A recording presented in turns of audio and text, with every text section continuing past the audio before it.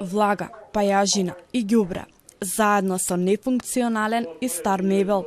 Вака изгледа домот на тричленото семејство Крстевски, сите лица со посебни потреби. 39 годишниот Никола скршил рака. Бил однесен во болница и по неколку дневниот престој таму, вчера го вратиле со брза помош.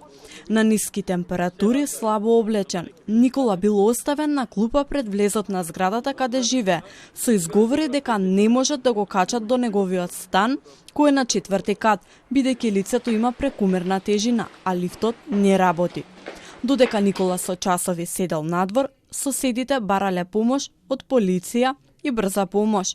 Следувале низа неуспешни обиди, пошто соседите бараа медиумска поддршка и видеоснимката со апел за помош ја испратија до телевизија Телма. Тие и денес пред камерите сведочеа за тешкиот живот на семејството. Да се сместат трите члена на семејството, кои што се тројцата, повторувам, со попреченост, некаде во некоја установа Црвен крст ли, не знам, или за бездомни лица, да се организира од страната на надлежните, по мене пак социјалните служби, да се искречи исчести станот.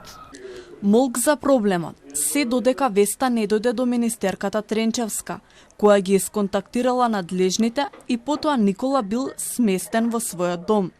И додека надлежните институции си ја префрлаа топката, чија одговорност е овој случај, Никола и неговото семејство се приморани да живеат во бедни и нечовечни услови. Овој тежок живот полн со дадени, но нереализирани ветувања од надлежните, дека ова семејство ќе биде сместено во некоја установа или ќе бидат овозможени подобри услови во нивниот дом, трае веќе 10 години. Министерката Тренчевска признава дека овој проблем е институционален и потребна е поголема координираност за да не се повторуваат ваквите случаи. Доитната медицинска помош не била информирана од болницата на градската болница на Охридски дека се работи за лице со прекомерна телесна тежина и за лице со попречено, за да може да се организираат.